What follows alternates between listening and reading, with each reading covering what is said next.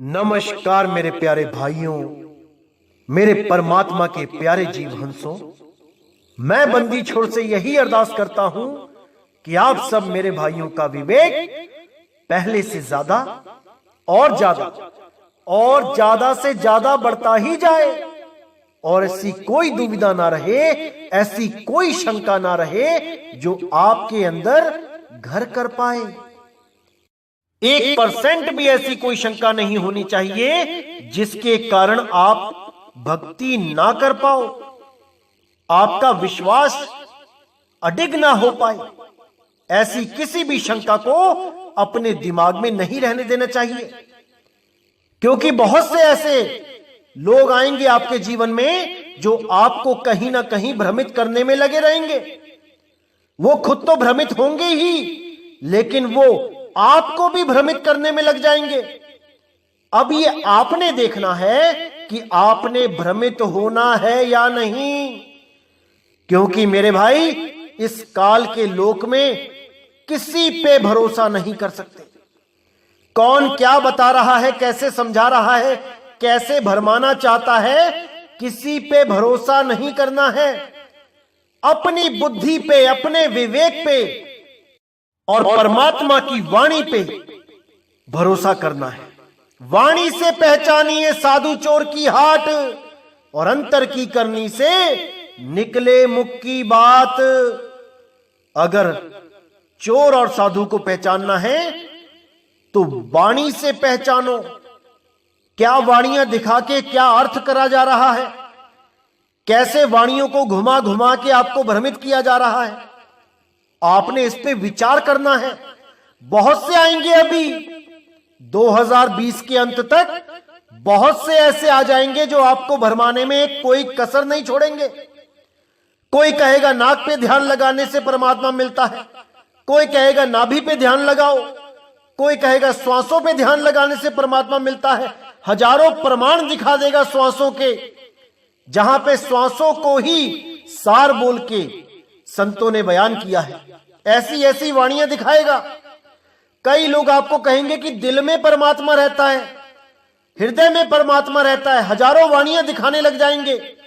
देखो हर संत ने हृदय में परमात्मा बोला है। अरे नहीं भाई, जब हृदय नहीं था, जब शरीर नहीं था, जब कोई आदमी नहीं था, कोई संसार नहीं था, तब परमात्मा कहां था?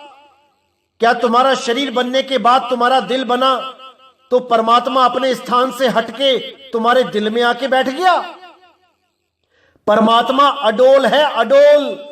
वो आता जाता नहीं है, वो किसी के दिल में नहीं बैठा है।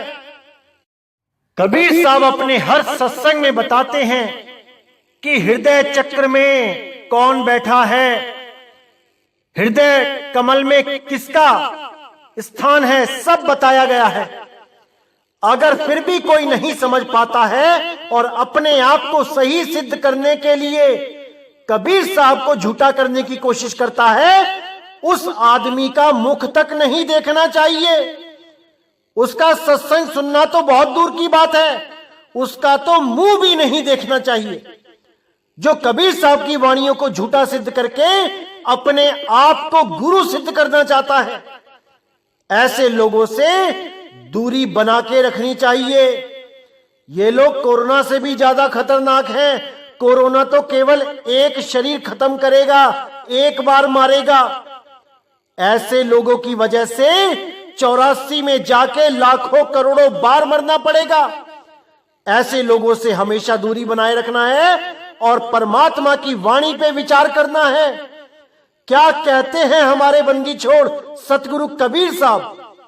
आज सारे भरम तोड़ दिए जाएंगे उन लोगों के जो परमात्मा को हृदय में बोलते हैं कि हृदय में आके बैठ गया परमात्मा। आज का सत्संग पूरा विवेक लगा के सुनना मेरे भाइयों। जितने भी लोगों को भ्रमित किया जा रहा है कि परमात्मा हृदय में है, आज कान खोल के सुन लेना कि हृदय होता क्या है। हृदय कोई केवल दिल को ही नहीं कहते कि वो हृदय है। हृदय भाव होता है, केवल शब्द नहीं होता कि जिसका केवल एक अर्थ हो कि हृदय का अर्थ होता है दिल। आज आपको बताया जाएगा कि संतों के भाव क्या थे। जहां पर भी उन्होंने बोला कि परमात्मा हृदय में रहता है, हृदय में बसाओ उसको, उस शब्द के पीछे भाव क्या थे, आज वो बताया जाएगा। क्योंकि ये जितने भी अज्ञानी हैं, ये केवल शब्दों को पढ़ सकते हैं, उनके भावों को नहीं समझ सकते। और जो भावों को नहीं समझ पाता वो सदा सदा अज्ञान में रहता है, वो पोथियां ही पढ़ता रहता है। जिसके लिए साहिब ने कहा, पोथी पर जगमुआ, पंडित भयो न कोए, एक अक्षर प्रेम का, वो पढ़े सो पंडित होए। एक अक्षर की बात है मेरे भाइयों, एक अक्षर की, और वही आदि अक्षर है। इसीलिए साहिब ने बोला, नहीं कबीर नहीं धर्मदासा, अक्षर एक सब घट ही निवासा, वाही सो सतपुरुष कहिए, आदि अंत अक्षर गही रहिए। उस एक अक्षर को जानना है, ना कि हृदय कमल में जाके वास करना है। अरे इन कमलों से तो शरीर बनता है और परमात्मा शरीरों से परे है। इन कमलों से तो जूने बनती हैं और परमात्मा अजूनी है, जूनों से सर्वथा परे है। जब ये जूने भी नहीं बनी थी तब परमात्मा कहां था, उसका विचार करना है। ऐसा नहीं है कि आज जूने बनी है तो परमात्मा अपना स्थान छोड़ के जूनों में आके बस गया। अरे ये जीव है, जीव जो जूनों को चला रहा है, जिसकी वजह से शरीर चल रहा है। ये जीव अविनाशी है लेकिन मुक्त नहीं है। बहुबंधन में बांधिया एक बेचारा जीव, केवल छूटे आपने जे न छड़ाए पीर। इसी जीव के लिए कबीर साहब ने बोला, जीव सोई जो जुग जुग जीवे, उत्पत परलय माही, देह धरे भर में 84, निर्भय कबहू नाही। वो कभी निर्भय नहीं हो सकता जब तक वो विदेही अवस्था को प्राप्त ना कर ले। जब तक ये देही में जीव भरम रहा है, ये निर्भय कभी हो ही नहीं सकता। इसीलिए साहिब ने बोला, ध्यान विदे और नाम विदेहा, 2 लख पावे तो मिटे संदेहा। जब तक तुम्हें ऐसा गुरु नहीं मिल गया जो पहले तो तुम्हारा ध्यान इन हृदय चक्कर से, नाभि चक्कर से, गुदा चक्कर से हटा के उस विदेही अवस्था में लगाए, उस विदेही स्थान पे लगाए जो देह से परे है। ध्यान विदे और नाम विदेहा, उसके बाद नाम विदे का बोध करवाए, ज्ञान करवाए। 2 लख पावे तो मिटे संदेहा। जब दोनों का ज्ञान हो जाता है तो सारे संदेह खत्म हो जाते हैं। ये कबीर साहब की वाणियों को भी मिथ्या करने में लग गए। इनके जैसा घोर कलयुगी कोई नहीं है। ये सब काल के दूत हैं जो कबीर साहब की वाणी को भी मिथ्या करने में लगे हैं, केवल अपने आप को ज्ञानी सिद्ध करने के चक्कर में। इन लोगों को यह नहीं पता कि जब प्राण पखेरु उड़ेंगे और वो काल निरंजन का विराट स्वरूप जब आंखों के सामने आएगा, तब ना रोते बनेगा ना हंसते बनेगा। ये ज्ञान ध्यान सब धरे का धरा रह जाएगा। उस समय पता लगेगा कि क्या है कबीर साहब का मूल ज्ञान। आज तो खूब विरोध करने में लगे हैं, लेकिन उस समय कोई सहाय नहीं होगा। तो मेरे भाइयों, ऐसे लोगों के चक्कर में नहीं पड़ना है। आज के सत्संग को पूरे विवेक से सुनो कि क्या है हृदय, जिसके लिए कबीर साहब ने बोला, ज्यों ही सतनाम हृदय धरिया, भयो पाप का नाश, जैसे चिंगारी अगन की पड़ी पुरानी घास। क्या है वो हृदय, आज उसके बारे में पूरा खुल के डिस्कस करेंगे। तो देखिए मेरे भाइयों, जब आप हृदय का अर्थ देखेंगे, आप डिक्शनरी में देखेंगे या गूगल पे भी सर्च कर सकते हैं, तो आप देखेंगे कि वहां पे 5-6 हृदय के जो अर्थ हैं वो बताए गए हैं। तो देखिए, सबसे पहले हृदय के बारे में बताया गया 1 नंबर पे कि वक्ष के अंदर बाईं ओर स्थित मांस का रक्त कोश या दिल। कि हमारी छाती के बाईं ओर में जो स्थित है मांस का लोथड़ा है, जिसके अंदर जो खून को पंप करने की क्रिया होती है, उसको दिल कहते हैं, उसको हृदय कहते हैं। अब जब आप हृदय बोलते हो तो सबसे पहले यही दिमाग में आता है कि यह दिल बोला गया है, यह हृदय दिल के बारे में बोला गया है। एक आम आदमी जब दिल बोलता है तो समझ में आता है, लेकिन जब एक संत हृदय बोलता है, जब एक संत दिल बोलता है, तो वो ये मांस का लोथड़ा नहीं होता। तो आगे देखिए कि 2 नंबर पे क्या बताया गया कि छाती, सीना, जैसे मां ने शिशु को हृदय से चिपका लिया। उदाहरण भी दिया है कि जैसे मां ने शिशु को हृदय से चिपका लिया। अब हृदय का मतलब दिल होता है, तो इसका मतलब यह नहीं हो गया कि उस धड़कते हुए दिल के साथ मां ने अपने बच्चे को चिपका लिया। वो छाती के साथ लगा रही है, दिल तो छाती के अंदर पसलियों के बीच में होता है, वहां तक बच्चा नहीं छू सकता, मां के दिल को नहीं छू सकता। दिल तक तो केवल डॉक्टर पहुंचते हैं ऑपरेशन के द्वारा। लेकिन बोलने में फिर भी यही आ रहा है कि मां ने हृदय से बच्चे को लगा लिया। अब तीसरे नंबर पे आता है हृदय का मतलब क्या होता है, मन या अंतःकरण। अब अगर कोई ये कहने लग जाए कि परमात्मा तो मन में रहता है, परमात्मा अंतःकरण में रहता है, तो उससे बड़ा कोई मूर्ख नहीं है, क्योंकि उसने केवल अपनी बुद्धि लगाई है परमात्मा को पाने में, परमात्मा को ढूंढने में, केवल एक हृदय शब्द को पढ़कर ग्रंथों में। अब देखिए चौथे नंबर पे क्या आता है, हृदय को ही आत्मा कहते हैं। आत्मा अजर अमर अविनाशी है, मन और अंतःकरण ये अविनाशी नहीं है। मन भी मरता है, अंतःकरण भी समाप्त हो जाता है। साहिब ने बोला मन को मार गगन चढ़ जाई, मान सरोवर पैठ नहाई। तो मन का तो खात्मा हो गया। तो अब आत्मा जहां बोला गया है, तो आत्मा के बारे में क्या बोला है कि आत्मा अजर अमर अविनाशी है। अब 5वें नंबर पे आप देखेंगे तो लिखा है भीतरी रहस्य। भीतरी रहस्य का मतलब होता है गुप्त भेद, भीतर की बात, अंदर की बात। जैसे कहते भैया मुझे अंदर की बात बता, क्या मैटर है ये, तो अंदर की बात का मतलब है भीतरी रहस्य। और ये जो अंदर की बात होती है, जो भीतरी रहस्य होता है, ये इन काल दूतों के हाथ नहीं लगता। ये केवल संत महात्मा ही जान पाते हैं परमात्मा के द्वारा। परमात्मा ही आकर गुप्त भेद बताता है।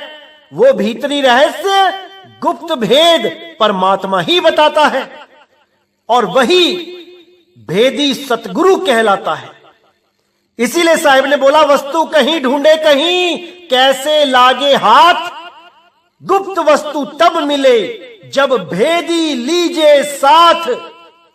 जब भेदी गुरु मिलता है तब वो गुप्त वस्तु मिलती है, अन्यथा हृदय को लिखा देख के सब हृदय में ही घुस जाएंगे, सब हृदय में ही ढूंढने लगेंगे, क्योंकि उनके पास गुप्त भेद नहीं है, क्योंकि वो ध्यान विदे और नाम विदे के गुप्त भेद को नहीं जान पाते। अब आगे 6 नंबर पे लिखा है अत्यंत प्यारा व्यक्ति। यह भी यूज होता है जब हम कहते हैं हृदय। जैसे हम कहते तू तो मेरा दिल है, दिल, मेरा बेटा तो मेरा हृदय है, यानी मैं उसके बिना नहीं जी सकता। जैसे हृदय के बिना शरीर में खून का दौरा नहीं हो सकता, उसी प्रकार तेरे बिना मेरा जीवन चल नहीं सकता। इसलिए हम किसी को भी अपना दिल, अपनी जान, अपना हृदय बोल देते हैं कि तू तो मेरी जान है भाई। तो इसका मतलब वो नहीं कि वो मेरी जान ही है, कि उसको गोली मार दो तो मैं भी मर जाऊंगा। ऐसी मूर्खता से बाहर आ जाओ और भेदी गुरु के चरण में शीश नवाओ, उनसे भेद प्राप्त करो। अभी तो केवल ध्यान विदेही ही बताया गया है। जितने भी लोग आए हैं हमारे पंथ में, अभी नाम विदेही की दया तो चंद मुट्ठी भर लोगों को ही हुई है। अभी तक केवल 5 या 6 लोगों को ही उस नाम विदेही की दया हुई है। और जब सबको नाम विदेही की दया हो जाएगी तो भ्रमित करने वाला कोई भी काल का दूत अपना जोर नहीं लगा पाएगा, क्योंकि एक बार अगर नाम विदेही की दया हो गई फिर सारे भ्रम अपने आप खत्म हो जाते हैं, कोई भरमा नहीं सकता। तो आइए देखते हैं गुरु ग्रंथ साहब में क्या बोला गया हृदय के बारे में कि परमात्मा कहां रहता है, क्या है वो हृदय, क्या है वो हृदय का गुप्त भेद। आइए देखते हैं गुरु ग्रंथ साहब क्या कहता है कि परमात्मा का वास कहां पे है, क्या मन में है, क्या अंतःकरण में है, क्या छाती में है, या क्या हृदय चक्र में, हृदय कमल में है। आइए देखते हैं। तो देखिए गुरु ग्रंथ साहब में 1153 अंग पे उस परमात्मा के रहने का निज स्थान बताया गया है कि वो निज घर कहां पे है। क्या वो दिल में है, छाती के बीच में फंसा हुआ जो दिल है जो धड़क रहा है और जिसका कुछ पता नहीं कब उस दिल पे अटैक आ जाए, क्या वहां पे परमात्मा रहता है। आइए देखिए वाणी क्या कहती है, बाबा नानक क्या कहते हैं। तो साहिब कहते हैं आत्म मही राम, राम मही आत्म, चीनस गुरु विचारा। अब इसमें बिल्कुल क्लियर कर दिया है कि जहां पर भी मैं हृदय लिखता हूं अपनी वाणी में, तो वो हृदय का मतलब कोई मांस का लोथड़ा दिल नहीं है, कोई मन या अंतःकरण नहीं है, या कोई शरीर के अंदर का कोई स्थान नहीं है, वो वस्तु है आत्मा। आत्म मही राम, राम मही आत्म, चीनस गुरु विचारा। कि गुरु की वाणी पे विचार करो, तब आपको समझ में आएगा कि वो आत्म में राम कैसे है। युगों युगों तक सारे जति तपी सन्यासी जितने भी ऋषि मुनि पीर पैगंबर औलिया हुए, वो सब इस देही में ही परमात्मा को ढूंढते रहे और कभी सूक्ष्म शरीरों के द्वारा 3 लोक की सैरें करते रहे। ये दोनों ही जाल है भाई, इसको अच्छी तरह समझ लो। परमात्मा का वास जहां भी होता है वो अमर वस्तु होती है, उसको कोई मार नहीं सकता। इसीलिए बार बार बोला गया गीता में कि हे अर्जुन, आत्मा अजन्मा है, आत्मा को कोई शस्त्र, कोई तत्व मार नहीं सकता, उसको आग जला नहीं सकती, वायु सुखा नहीं सकती, शस्त्र काट नहीं सकता। आत्मा अजर अमर अविनाशी है और वो परमात्मा का निवास आत्म में ही है, लेकिन उसका भेद केवल गुरु के द्वारा पता लगता है कि आत्म राम है क्या। इसीलिए गीता में दोबारा बोला गया कि बहुत से लोग आत्मा के बारे में सुनते हैं, पढ़ते हैं, ज्ञान समझने की कोशिश करते हैं, लेकिन वो समझ ही नहीं पाते। तो ये वही लोग हैं जो उस परमात्मा को अपने शरीर घट में सिद्ध करने की कोशिश करते हैं।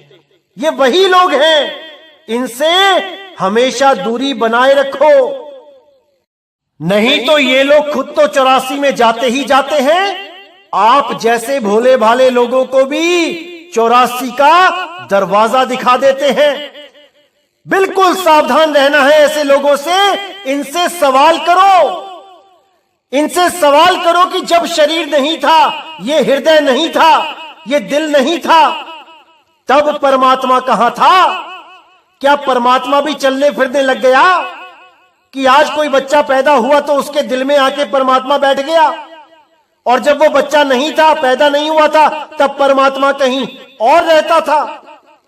सवाल करो इनसे, तभी ये लोग सीधे होंगे, नहीं तो भरमाते ही रहेंगे लोगों को। इनसे पूछो क्या परमात्मा अडोल नहीं है, क्या वो चलता फिरता है। देखिए गुरबाणी क्या कहती है, इस वाणी को समझने के बाद इन लोगों का जाल टूट जाएगा।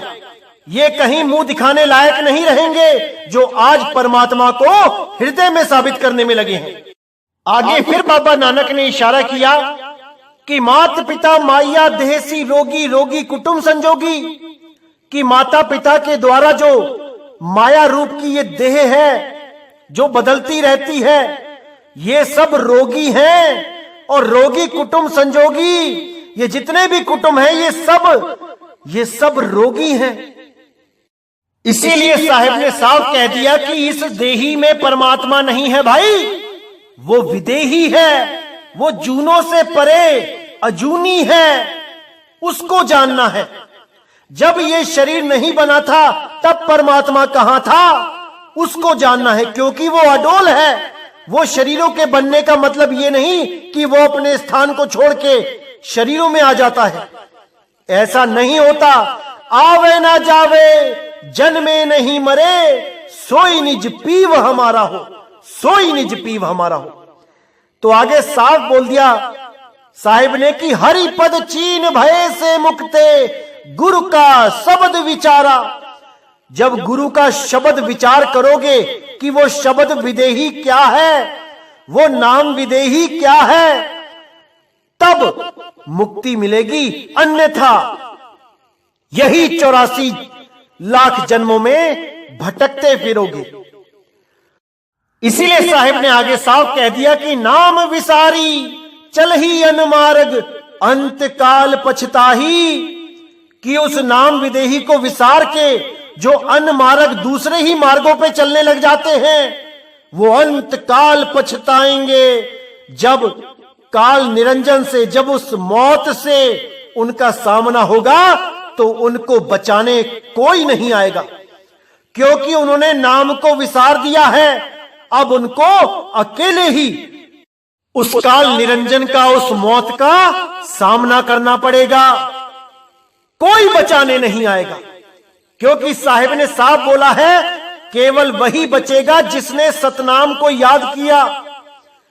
सत्य नाम पाए सो वीरा, संग रहूं मैं दास कबीरा। जिसको सतनाम मिल जाता है उसके साथ सतगुरु बंदी छोड़ शब्द रूप में सदा सदा अंग संग होते हैं। जैसे ही अंत समय आता है, चुंबक की तरह वो अपने जीव को इस देह के बंधनों से खींच लेते हैं। जिसके लिए साहिब ने बोला, लोह चुंबक की प्रीत ज्यों लोह को लेती उठाए, ऐसा शब्द कबीर का काल से लेत छुड़ाए। जिसके लिए धर्मदास जी ने भी बोला, मेरे सतगुरु पकड़ी बाह, नहीं तो मैं बह जाता, इन 9 द्वारों से बह जाता, या 10वें द्वार को फोड़ के निकल जाता योगियों की तरह ऊपर के ब्रह्मांडों की सैर करने के लिए। लेकिन अडोल कभी नहीं हो पाता, क्योंकि अडोल नाम का भेद ही नहीं था। जब अडोल नाम का भेद मिलता है तब ना तो हम नीचे होते हैं और ना ही हम ऊपर जाते हैं, ना अर्ध ना ऊर्ध्व। इस अर्ध और ऊर्ध्व के बारे में मैं आगे सत्संग करूंगा, अभी इसका समय नहीं आया है बताने का, लेकिन सारे राज खोल दिए जाएंगे 2020 में। एक भी काल का दूत भ्रमित नहीं कर पाएगा किसी को परमात्मा के नाम पे। ये इस दास का वादा है आपसे। एक एक राज, एक एक भेद खोल दिए जाएंगे। तो देखिए आगे परमात्मा की वाणी क्या कहती है। तीरथ भर में रोग न छूटस, पड़िया वाद विवाद भया। यानी तीर्थों में जाने से भी ये रोग नहीं छूटेगा, ये जो जन्म मरण का रोग लग गया है, और पढ़ पढ़ के वाद विवाद करके भी वो परमात्मा नहीं मिलेगा। दुविधा रोग सुअधिक वडेरा, माया का मोहताज भया। ये जो दुविधा रोग लगा है, संशय लगा है, जैसे आज आप लोग इस सत्संग को सुन रहे हैं, हर चीज क्लियर होती जाती है, लेकिन एक काल का दूत आता है और आपके मन में दुविधा पैदा कर देता है, संशय डाल देता है। यही काल का जाल है भाई, इसी से परे होना है। इसीलिए मैं हर सत्संग से पहले अरदास करता हूं कि कोई दुविधा आपके मन में ना रहे। तो यही नानक साहब भी अरदास कर रहे हैं कि दुविधा रोग सुअधिक वडेरा, माया का मोहताज भया। जो भी दुविधा में पड़ जाते हैं वो माया के मोहताज हो जाते हैं। वो काल के जाल से कभी नहीं छूट सकते। तो इसीलिए दुविधा से दूर रहना है। जो आपको समझाया जा रहा है उस पे पूरा विचार करना है, विवेक लगाना है। किसी के कहे नहीं चलना है भाई, अपने विवेक से काम लेना है। अगर कोई कुएं में छलांग मारने जा रहा है तो उसके साथ हमने थोड़ी नहीं कुएं में छलांग मारनी है, हमने पूरा विचार करना है। क्योंकि अगर विचार नहीं करोगे तो वो परमात्मा नहीं मिलेगा। विचार करके हमने सत्य सत्य का निर्णय करना है और जो भी सत्य है उस पे अडिग होके चलना है, तब बात बनेगी मेरे भाई। तो देखिए अडोल परमात्मा के लिए गुरबाणी क्या कहती है। ये उन लोगों के लिए एक बहुत बड़ा सबक है जो कहते हैं कि परमात्मा हृदय में आके बैठ गया। ये उन लोगों के लिए बहुत बड़ा सबक है। लेकिन अगर काल ने ही आंखें बंद कर दी है, उनकी पट्टी बांध दी है, फिर तो उनका रब राखा है। अन्यथा उनको विचार करना चाहिए कि गुरबाणी क्या कह रही है। आइए देख। तो देखिए अंग नंबर 87 पे बिल्कुल क्लियर लिखा है गुरु ग्रंथ साहिब में कि आत्मा डोल न डोलई गुर के पाई सुपाई। बिल्कुल क्लियर कर दिया कि आत्मा अडोल है, वो हिलती डुलती नहीं है, वो आती जाती नहीं है। इसको बिल्कुल अच्छी तरह समझ जाओ। क्योंकि जब माता पिता का विवाह नहीं हुआ, जब बच्चा पैदा नहीं हुआ, तब वो कहां था जिसको आज ये हृदय में साबित करने में लग गए। इनसे जवाब मांगो मेरे भाइयों, तभी इनके लगाम लगेगी। अन्यथा ये ऐसे ही और लोगों को भी भरमाते रहेंगे और खुद तो 84 में जाएंगे ही, आप लोगों को भी 84 के चक्कर कटवाते रहेंगे। इसीलिए मैं कहता हूं केवल शब्दों पे नहीं जाना चाहिए, उसके भावों को पकड़ना चाहिए। अब इन्होंने हृदय देख लिया तो ये सब हृदय के चक्कर में पड़ गए। अरे गुरबाणी तो ये भी कहती है अंजन माह निरंजन रहिए जोग जुगति पाइए। यानी अंजन यानी आंख और निरंजन यानी माया से निर्लेप, कि वो माया से निर्लेप निरंजन हमारी आंखों में बसता है। तो अब उसको कई लोग आंखों में ढूंढने लग जाएंगे, जिसको चांचरी मुद्रा बोला गया है। तो भाई शब्दों को केवल पढ़ा नहीं जाता, उसके भावों को समझा जाता है, तब कोई ज्ञानी कहलाता है। अगर ये ग्रंथ पोथियां पढ़ पढ़ के लोग ज्ञानी हो गए होते, अब तक पता नहीं कितने सतगुरु हो गए होते दुनिया में। ऐसे ही नहीं बोला गया कि एक समय पे कोई एक सतगुरु ही होता है। ऐसे ही नहीं बोल दिया गया है कि करोड़ों में कोई एक भेदी सतगुरु होता है जिसको पूर्ण ज्ञान होता है। ऐसे ही नहीं बोल दिया संतों ने। तो इसको समझना पड़ेगा। ऐसे ही किसी के पीछे नहीं लग लिया जाता, हर चीज को तोला जाता है, सत्य की तराजू में तोला जाता है। तो मेरे भाइयों पूरा विचार करना है, पूरा विवेक लगाना है, ऐसे ही किसी के पीछे नहीं चल पड़ना। आपको परमात्मा ने बुद्धि दी है, आपको दिव्य विवेक दिया है, उसको लगाओ काम पे। अपने मालिक स्वयं बनो, अपने फैसले स्वयं लेना सीखो, आत्मविश्वास के साथ लेना सीखो, तभी टिक के भक्ति कर पाओगे भाई। वरना बिन पेंदे के लोटे की तरह कभी इधर कभी उधर कभी उधर, और ऐसे ही अपना अनमोल जन्म बर्बाद कर लोगे। तो पूरी वाणी को समझो, पूरी गहराई में जाओ, एक एक पहलू को समझना सीखो, सत्य सत्य का निर्णय करना सीखो, तभी मेरे भाई बात बनेगी। अन्यथा 84 तो तैयार ही है। तो पूरा विवेक लगाना है, पूरा विचार करना है और सत्य के साथ जुड़े रहना है। तो इसी के साथ मेरे भाइयों मुझे विदा करें, और अगला सत्संग बहुत जल्दी आएगा। जिससे सारे भरम आपके जड़ से उखाड़ दिए जाएंगे और सारे राज 2020 में खोल दिए जाएंगे। सारे विश्व में एक झंडा होगा, एक नाम होगा, एक परमात्मा शब्द गुरु होगा। ये जितनी जात पात, ये जितने अक्षरों की लड़ाई, भाषाओं की लड़ाई, ये सब खत्म हो जाएगी। केवल एक शब्द गुरु होगा और वो सबका होगा, रब्बुल आलमीन होगा। सारे आलम का एक रब होगा, सारे जगत का एक ईश होगा, वही जगदीश होगा।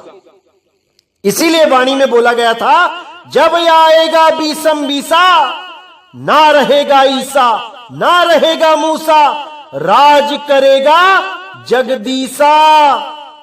वो जगदीश ही सारे ब्रह्मांड पे राज करेगा, उसी का नाम चलेगा। तो भाइयों, इसी के साथ मुझे विदा करें।